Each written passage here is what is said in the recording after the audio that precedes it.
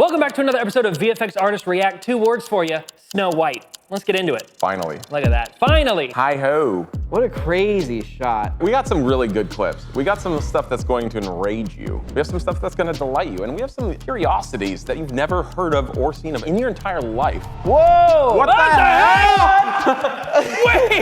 Wait. So, get ready. I'm being 100% honest. No clickbait. That was such a twist.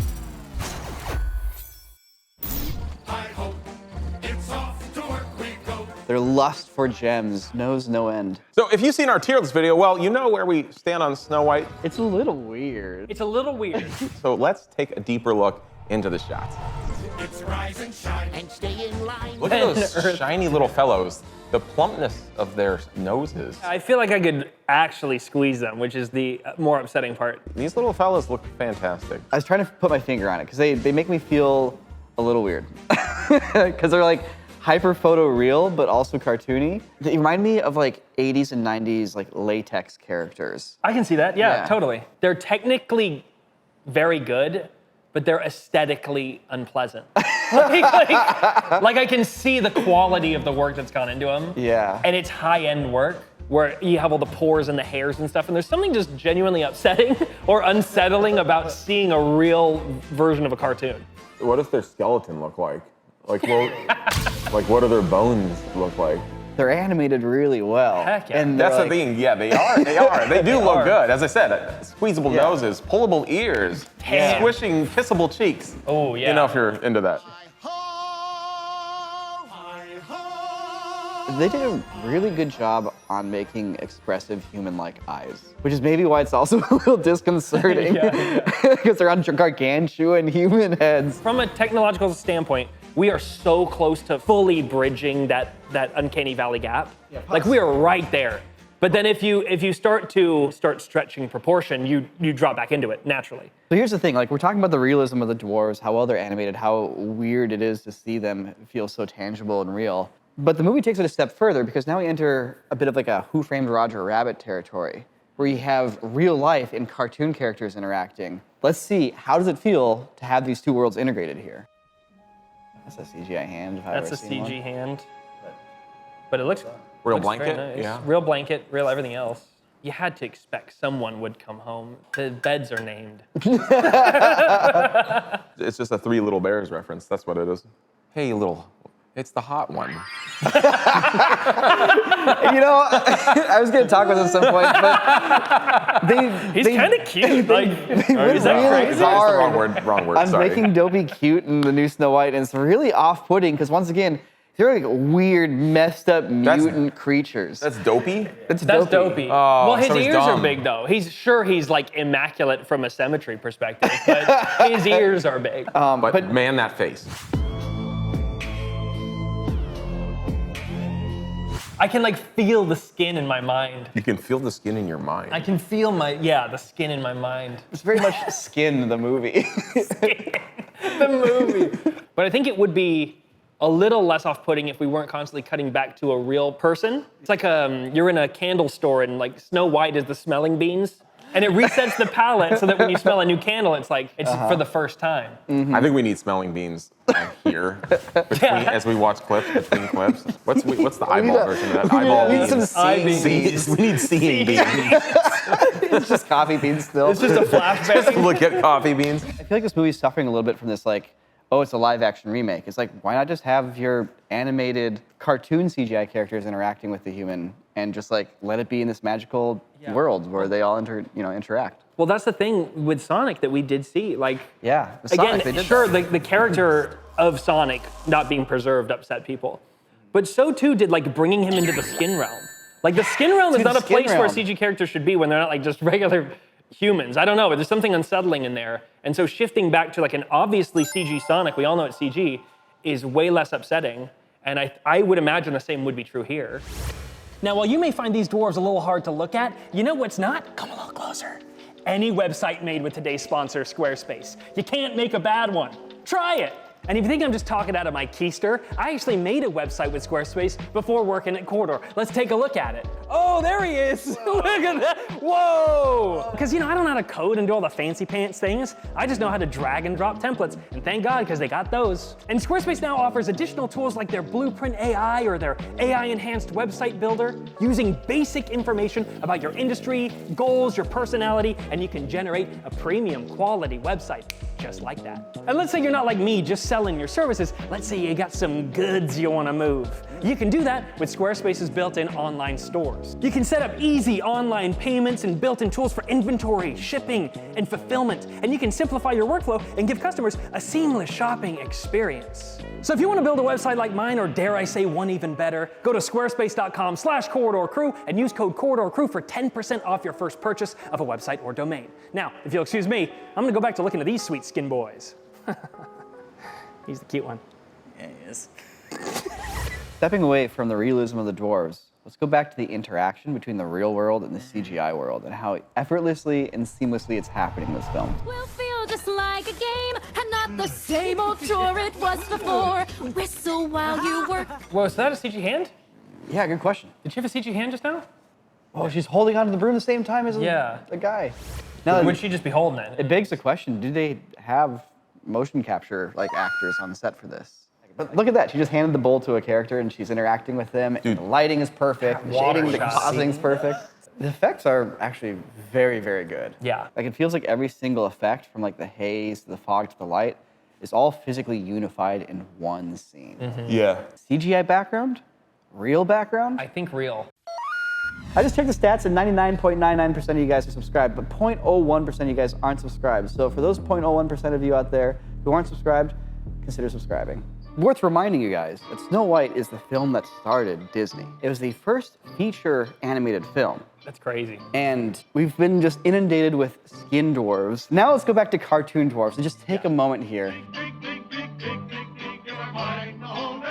Going back to this, how do these guys make you feel? Are these dwarves off-putting? Have they aged poorly? Well, I mean, already you heard Jordan off camera. She went, "Oh," that was her first reaction to it because they're adorable, and I can't feel their skin through the screen. Now that's dopey. Yeah, it's a dopey right there. He's not on any magazine covers. Heartthrob, what a heartthrob. Yeah. It's cute, not hot. Maybe that's the line. Again, maybe it's just because I grew up watching this kind of stuff. It just feels more of a natural fit. Yeah. This art style to those characters feels like a more cohesive and natural fit. It's like taking a freeze frame and like running it through ChatGPT, but saying like make it like hyper photoreal is Yeah. it feels a little bit like what happened. While it blends seamlessly with Yeah. the real world, It's it's a little strange. basically there's no winning. Like you can't really cross that valley.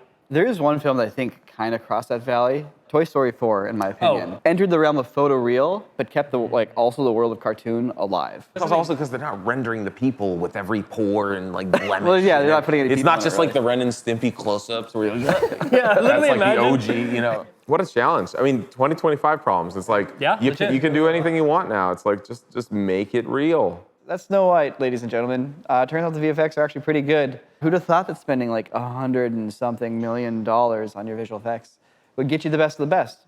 Well, if you need some seeing beans, I got one for you. Let's do it. Halt. This next clip is for subscribers only. So if you want to check out the rest of this episode, hit subscribe. Songs from the Second Floor was recommended to us by a comment. Thank you so much. And if you have any weird movies like this that we should take a look at, let us know too. This is one of the most intense, weird movies I think I've ever seen. It's like a bunch of avant-garde dystopian vignettes. Whoa, they're all coming in with their stuff. Dude, this is totally what going to the airport's like, This right? is why there's baggage weight This limits is- right here. So cool. It feels like visual effects, but like there's really no flaws with it. Yeah, like you'd feel like it's almost that big of a room and they just took different takes in each entrance. He's trying to put them back. You're like, who's gonna make it? So I'm trying to figure out what's going on in this shot, and seems like this movie didn't really use VFX. No way. What are you saying? What I'm saying is, what I was able to garner from my preliminary research, they were avoiding VFX and generally used lots of forced perspective and practical effects to achieve all of their scenes. That's crazy. So what does that mean for this shot? There's no way. Because when you look closely, you can start to see kind of what looks to be like a plane in the background. A little different from everything else. Don't tell me those are like puppets in the background. There's no way they're doing puppets. We're seeing kind of a square, a rectangle there. Kind of makes me feel like that's basically where the set ends, and they're actually doing the rest as a part of a painting, also using some two-dimensional elements. You know, there's like those paper puppet shows, or maybe even like you're at a carnival, and there's those things going by that you're trying to squirt or something. That's the last person with legs, and after that, it's all blobs that are just sliding. I love movies like this. I love that movies like this exist. It's got to be so hard to put one of these projects together. Yeah. You're like, guys, trust me. This is gonna be great. It's gonna be really intense. And like, what is it? It's just like a bunch of random scenes. People are gonna be like, what's it about? And if you're just like, just shut shut up, can't tell you what it's about. This has to be visual effects somehow. Where did they find this place? Wait a second, what in the world is Look at this how far shot? they're coming from. Who has a perfectly manicured concrete strip in the middle of flat grass with no trees and no fences or signposts? But Sweden. But you can just do it. And your for the movie. monolithic concrete bunker in the background with no like lights and windows on it. Right, the city in the back. Oh, this is such a sick shot. It's such a sick shot. This is so cool. God, this is what Electric State should have looked like. Actually, yeah, right. The more I watch this, I'm like, I can see that working. Yeah, how the heck are they doing this one? Because those guys are just walking the whole time. What exactly would limit them from utilizing compositing? What if this is just a real location, though? Like what? Like this just it doesn't look like it should be real. You know, this location. Yeah. But there's nothing about it that There's no says it's compositing fake. issues or anything. I'm like, how does this place exist on Earth? What maniac designed a city to be like this? How did everybody agree to it? Yeah. Whoa! What the hell? Wait! They were there the whole time? What the heck is going on? I'm so glad that happened. See, that's what I'm saying. We're talking like, oh, what VFX are in this shot? We're looking at this one distant building. We're like, maybe that's not real.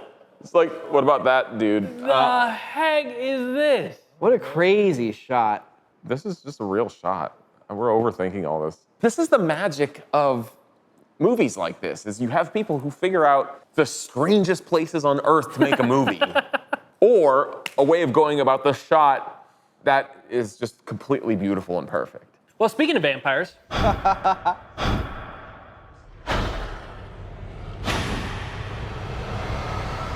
Then there's a recent release starring Michael B. Jordan, but not just one Michael B. Jordan, you're getting two. All right. Can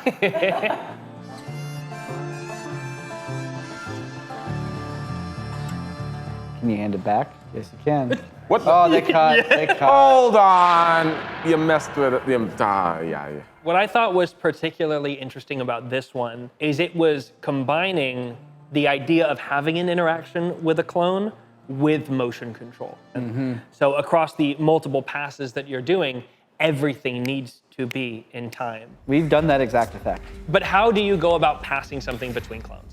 Well, when we did it, we had a metronome, and it would just be boop, boop, boop, boop, boop, boop, boop, boop. And you'd have that little hit. Performance A would pass off the cigarette to his body double, and then they would mark where in space that handoff took place and do their best to simply match that. But yeah, they also used an electronic metronome on set. Oh, okay. Again, very choreographed. And again, Classic. the time is crucial here too, because you're also fighting motion control. That camera's landing in the exact same spot at the exact same time, so the handoff needs to happen at the exact same time in the move. It took them about 18 attempts in order to get an appropriate stitch for what was necessary. What's interesting is the only real tell that these guys are filmed separately is the wind direction of the exhales. I don't know if you spotted it, but like blue exhales, it moves screen left, red exhales, it moves screen right. And it's like, whoa, wait, hold on a second. But what I love is even in the other shots of them just existing, they're still having that little push, that little bit of camera motion that just, again, turns the brain off to the more obvious cloning effects of like a static camera and simple split. So speaking of interaction, yeah, we definitely have the end scene. A little bit of a spoiler alert here. Spoiler alert. They end up scrapping. The age-old problem, how do you fight your clone? So I've noticed that they're really being careful to be over the shoulder for a lot of this stuff. Ooh, there we go, up. There we go, a little Jet Li the One action there. Yes, legit. That was really well done. Yeah, that is, I think, the biggest flex of, interaction with your clone that I saw in the film. This was a $90 million budget film. The effects ask on the film are not on that level either. So, I mean, the majority of resources going towards, this cloning effect. Man, it's really well done. Tough lighting situation, too. Tough, right? Probably the most flawless cloning effect I've seen. Wow. I got the sense the head in the front was a bit composited at first. And I imagine they're using every trick. I imagine there's CGI heads. I imagine they're just doing straight up like photography stitches. I imagine there's some deep fake happening here and there. Your senses are correct. It was the foreground head Oh. that was manipulated. Man, it gets I'll say. harder every single time. I know. As far as approach for the twins in this movie, the VFX supervisor said they did about 50% just traditional split screen, over-the-shoulder body double stuff, and the other 50% was digital head replacement. What's interesting about this, they don't go into full detail, so it's a little bit of a black box. Unless someone wants to elaborate in the comments, that'd be great. They went full digital, but how they did it was incredibly unique because they built a new rig that they called the Halo rig in order to achieve it. Every time that this rig was going to come out, they would capture a full range of motion, facial motion that is, from Michael B. Jordan and his double. So he would perform as Twin A, and then they would quickly fly in the rig, and he would perform the scene again as Twin B. And they would use all of that footage as additional data to feed in and help curate that digital head. They were still leaning on the machine learning side of things. Yeah, because realistically, if you're going to do volumetric capture and have it be useful, you need to do it under those neutral lighting conditions. You can't use that volumetric data unless you have the actor do the identical performance, or else the lighting's going to be shifting on the face and look inconsistent. That's the data This looks set. like deep fake stuff. Yeah, that's what they're getting This from the is machine deep learning. fake. But very specifically, they showed us the action camera footage. You're not going to get a volumetric capture from that. Yeah, no way. This is either a reference or it is training data. Yeah, that's generated imagery. See how the face was sharp and the background around it was blurry? It's cool to see productions using these tools and turning them into real new innovative ways to do effects for movies.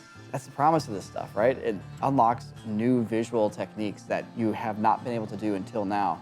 And to see a studio fully take it home, it's really cool. Yeah. But the Halo rig, great idea for getting a bunch of perfect training data. Super smart, super smart. Love how mobile it is, and I love how, again, you get that actual lighting reference from his actual movement in the actual scene based on what he's going to be doing and what you're trying to recreate. It's super useful. All right, that's sweet. That's super sweet. Awesome blend of techniques. And if any compositors worked on this film and want to illuminate us as to how you guys are doing the faces, that'd be super cool. What's your favorite episode of React that we've ever done? Leave a comment down below. All the losers will be deleted. Dear everyone who watches this show and joins us every Saturday, thank you so much. It's been a pleasure making it for you all these years. And that's it. We will continue to do so. Okay, because without that last sentence, it did sound a little bit.